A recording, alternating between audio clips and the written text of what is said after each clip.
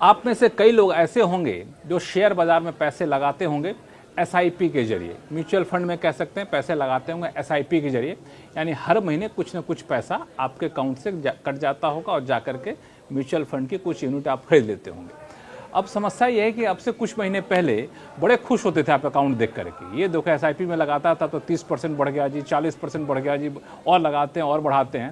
लेकिन पिछले कुछ महीने से जो मार्केट की हालत हुई है ना, वो सारी खुशी जो है धुल गई है। लोग बड़े निराश हो रहे हैं। हर 2 दिन पे बड़े डरते सहमे अपने प्रोफाइल को खोलते हैं, पोर्टफोलियो को देखते हैं कितना एसआईपी पहुंचा।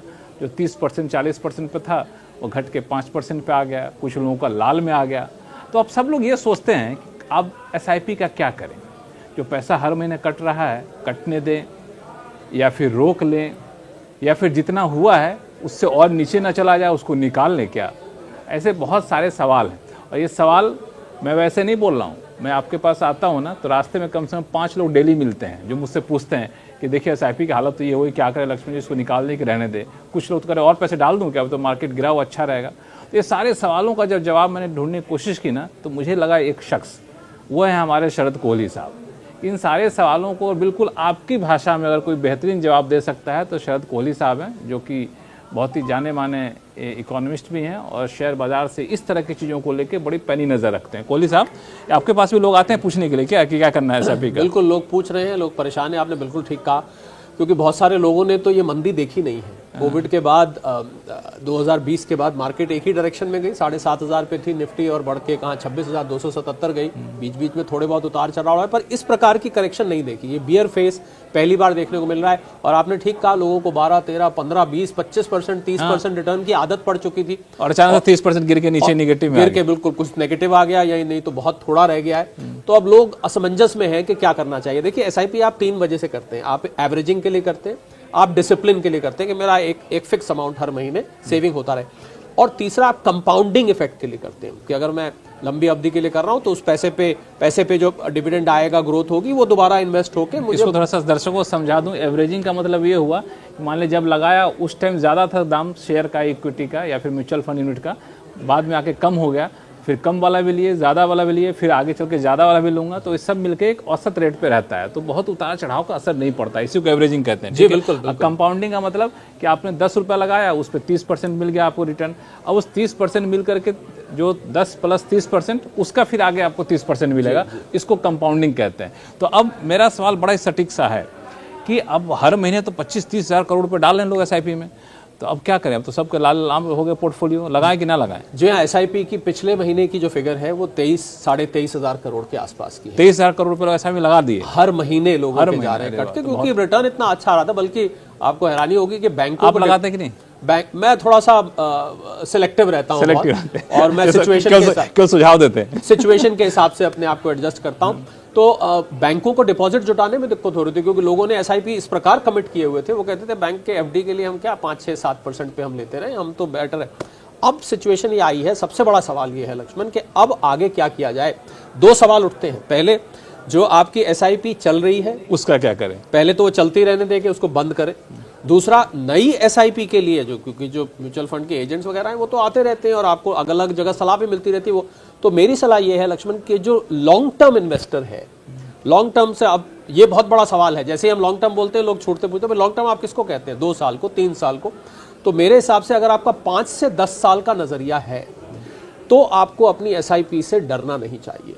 ये भी एक एवरेजिंग जिसका आपने जिक्र किया, ये भी एक एवरेजिंग है। करेक्शन आई है मार्केट में, और मुझे लगता है कोई भी हेल्दी मार्केट लक्ष्मण एक ही तरफ अगर जाती जाएगी तो उसको मैं हेल्दी मार्केट नहीं मानता, क्योंकि वो एकदम से कभी इतनी गिर सकती है। ये हमारी जो 10-12% के आसपास की करेक्शन है, इतनी बड़ी मेजर करेक्शन नहीं है। ये जरूर है कि ये पहली बड़ी करेक्शन है, पर इतनी नए निवेशकों के लिए पहली बड़ी करेक्शन, उनके लिए नए, और ज्यादातर निवेशक तो नए हैं। आपको पता है, अब तो 15 करोड़ से ऊपर शेयर मार्केट के लोग जुड़ चुके हैं उससे। तो मुझे लगता है कि लंबी, अगर आपका 5 से 10 साल का नजरिया है तो आप घबराइए मत, आप उसको चलने दीजिए।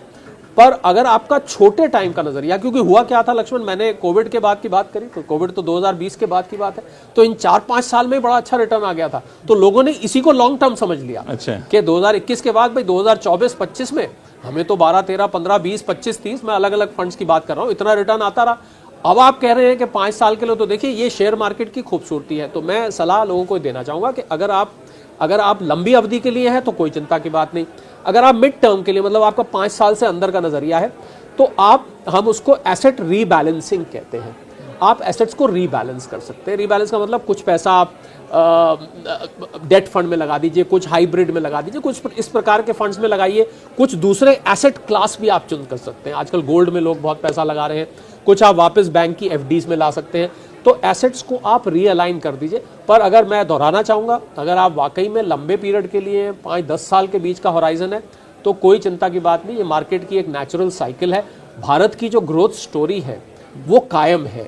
अभी बाकी की दुनिया की ग्रोथ इस समय लक्ष्मण 2.5-3% की है, हम अभी भी 6-7% पे ग्रो कर रहे हैं, उनसे डबल बाकी की दुनिया से ग्रो कर रहे हैं। तो भारत की ग्रोथ स्टोरी बहुत स्ट्रांग है। थोड़ा बहुत बीच में उतार चढ़ाव आता रहता है, ये एक आर्थिक साइकिल होती है। और ये साइकिल का पहिया जैसे ऊपर जाता है फिर एक स्पोक नीचे आता है, ये साइकिल की तरह तो चलती आप है। कह रहे हैं कि अगर 5 साल से ज़्यादा का नज़रिया है, यानी एसआईपी में जो पैसा आपने लगाया है वो पैसा 5 साल बाद ही आपके काम आने वाला है जी। और उस तरीके से सोच रहे हैं, तब जो चल रहा है चलने दीजिए। अभी जो गिरावट है इसमें और सस्ते शेयर आप ले रहे होंगे और आपका पोर्टफोलियो बैलेंस हो जाएगा। लेकिन सवाल ये है कि ये गिरावट और नीचे जाए, इस डर से कई लोग कह रहे हैं कि एसआईपी रोक दें क्या?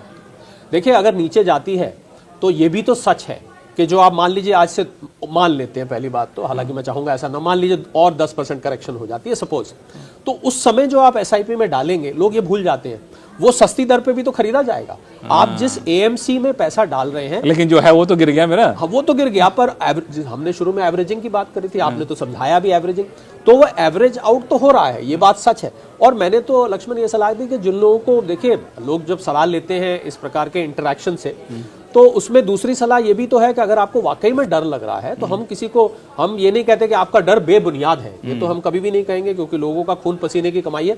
इसीलिए मैंने एसेट रीएलोकेशन और एसेट रीबैलेंसिंग की बात करी कि अगर आपको वाकई में डर लग रहा है और ज्यादा डर लग रहा है और आपको लग रहा है कि हाई ये मेरा पैसा, आंखों से जब दिखता है ना एनएवी नीचे आता हुआ लक्ष्मण, तो वाकई में बहुत बुरा लगता है। आपकी बात बिल्कुल ठीक है।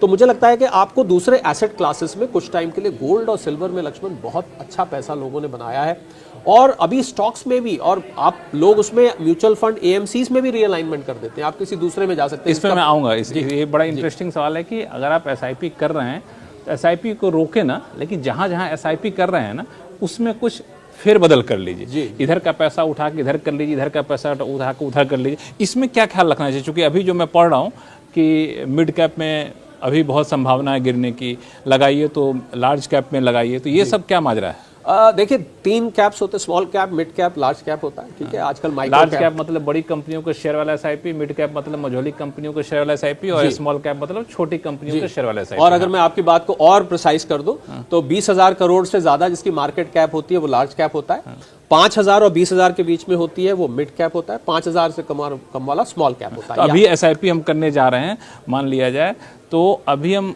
किधर ज्यादा फोकस करें? मुझे लगता है कि लार्ज कैप की तरफ इस समय, ऐसी मार्केट में लार्ज कैप में ज्यादा फोकस कितना परसेंटेज पूरा पैसे का? मुझे लगता है कि 75-80% आपको लार्ज कैप में कर देना चाहिए। 1 लाख रुपए लगाते हैं तो 75,000 रुपए आप लार्ज कैप में लगा जी, क्योंकि ऐसी मार्केट में मिड कैप और स्मॉल कैप ज्यादा प्रभावित होते हैं, और हमने देखा भी। आप अगर उठा के देखेंगे, आप 500 शेयर उठा के देखिए तो आपको जो टॉप 500 शेयर है लक्ष्मण, उसमें से 86% शेयर अपने 200 डेमा के, जिसको हम डेली मूविंग एवरेजेस कहते हैं, उससे नीचे आ चुके हैं। तो लार्ज कैप में वैल्यूएशंस अच्छी होती है, उसकी ग्रोथ स्लो होती है पर उसकी ग्रोथ सॉलिड होती है, क्योंकि वो बड़ी कंपनी होती है, उसका काम बड़े लेवल पे होता है।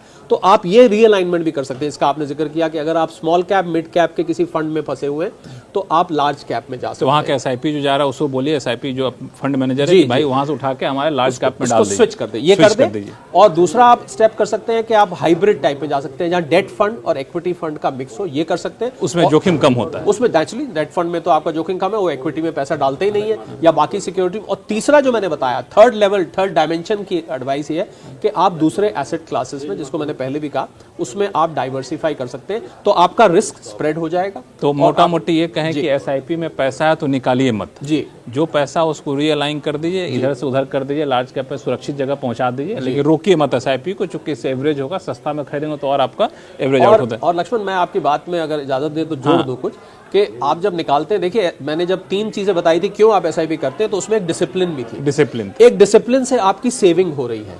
अब क्या होगा, आप बंद कर देंगे अगर, तो ज्यादातर लोग खर्च कर देंगे उस पैसे को कि भाई अब तो इन्वेस्ट नहीं करना है, इन्वेस्ट का माहौल नहीं है, तो खर्च करेंगे तो सेविंग नहीं होगी। सेविंग नहीं होगी तो आपकी जो लॉन्ग टर्म कॉर्पस बनता है एसआईपी के जरिए, ज्यादातर लोगों का लक्ष्मण एसआईपी के जरिए कॉर्पस बना है, जिन्होंने पिछले 10 साल 15 साल से करी है। किसी का 2 करोड़, किसी का 4 करोड़, किसी का 5 करोड़, मैं छोटे इन्वेस्टर्स की बात कर रहा हूँ। इतना कॉर्पस बन गया, उनको शादी ब्याह में, मकान लेने में, महंगी गाड़ी लेनी है, कुछ और हारी बीमारी पे खर्च करना है, घर खरीदना है, उन्होंने इन चीजों में ये पैसा इस्तेमाल किया है।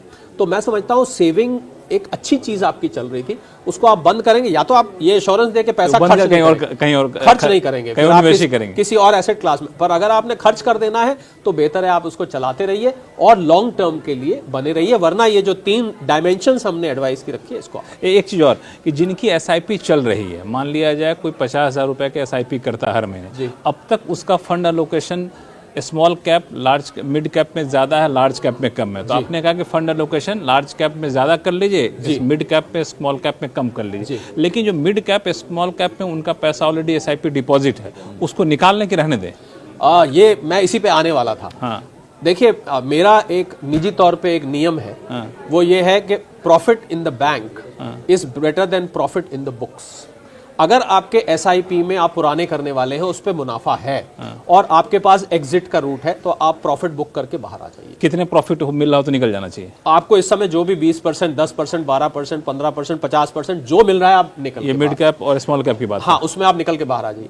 अगर आपका वो घाटे में है तो फिर जो हमने पहले बात करी थी एडवाइस की, फिर मैं उसको करना चाहूंगा, या तो आप उसको रियलाइन करके लार्ज कैप में कर दीजिए, या फिर आप थोड़ा बहुत अगर लॉस हो रहा है, आप नहीं बर्दाश्त कर पा रहे हैं और आपके पास इतना लंबा टाइम स्पैन नहीं है, तो आप फिर उसको उसमें से बाहर आपको आना पड़ेगा। एक आखिरी सवाल कि जो लोग नए सिरे से पैसा लगाना चाहते हैं, तो अभी लगाएं कि रुक जाएं थोड़ा सा, क्योंकि मार्केट की हालत बड़ी खराब है। अब ये एक नई कैटेगरी आ गई। अब ये आप कहेंगे कि ये थोड़ा सा बायस है कि नए सिरे से जो पैसा लगा रहे हैं, उनके लिए मैं सलाह दूंगा कि थोड़ा सा रुक जाएं, और अगले 2-3 महीने मार्केट के लिए बहुत वॉलेटाइल है। ये जो ट्रम्प साहब की नई टैरिफ पॉलिसी है, ये जो डॉलर की वॉलेटिलिटी चल रही है, ये जो नई नई घोषणाएं वैश्विक तौर पर निकल के आ रही हैं, इनको थोड़ा सा सेटल हो जाने दीजिए और फिर आप इसमें एंटर करिएगा। ये नए लोगों के लिए सलाह, देखिए नए और पुराने वालों के लिए बिल्कुल अलग अलग सलाह होती है। तो बिल्कुल ये सारी चीजें हैं उन लोगों के लिए जो एसआईपी करना चाहते हैं। जो लोग एसआईपी कर चुके हैं तो इसमें कोई कंफ्यूजन नहीं होना चाहिए। लेकिन चूंकि पैसा जो होता है ना कोहली साहब, बड़े खून पसीने की कमाई का होता है। आप पैसा लगाएं तो किसी आप चाहें तो फाइनेंशियल एडवाइजर से सलाह ले सकते हैं। अपने एक्सपर्ट से आप अपने एक्सपर्ट से, फाइनेंशियल एडवाइजर से सलाह ले लीजिए, चूंकि उसमें कोई लेफ्ट राइट होना नहीं चाहिए जो हर कोई मान के चलता है। तो यही सब सोच के ये इन सारे बुनियादी बातों को बता दिया कोहली साहब ने एसआईपी को लेकर। अब बाकी कॉल आपका है, पैसा आपका है, रिटर्न आपको मिलेगा, फायदा आपको होगा, नुकसान आपको होगा।